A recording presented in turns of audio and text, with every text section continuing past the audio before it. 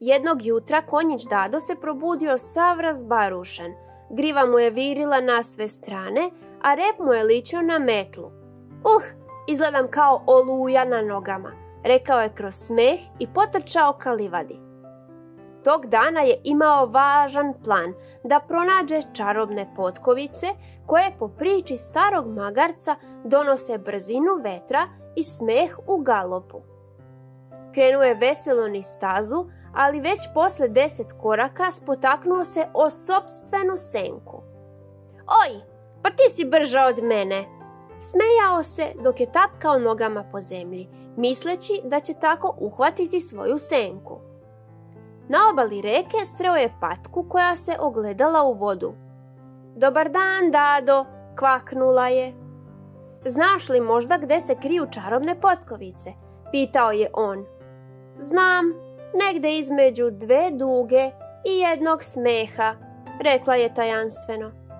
2 duge i smeha zvuči kao moj plan za ručak, nasmejao se Dado i potrčao dalje. Trčao je, skakao preko barica i pevao. Top, top, top, veselo galop, ako padnem samo hop. Naravno, ubrzo je stvarno pao, ravno u blato.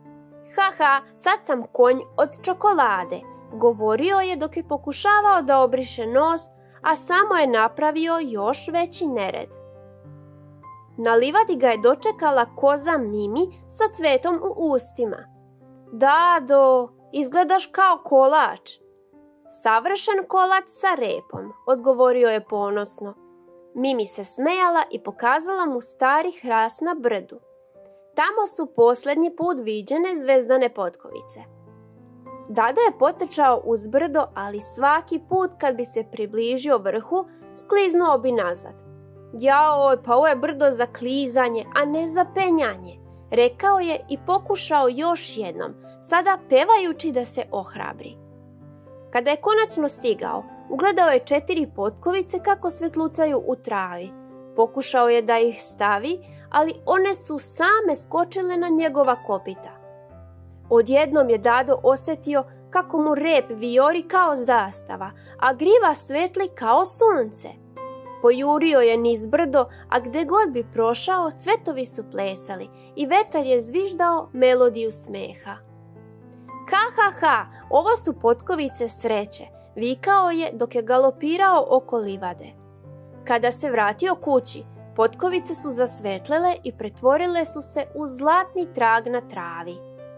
Od tada, svako ko prođe kroz taj trag počne da se smeje, a Dado ponosno kaže: to je moj galop sreće, hoćeš probati? I tako je konjić Dado postao najveseliji konj u celoj dolini, poznat po tome da nikad ne trči, već galopira kroz smeh i sunčev sjaj.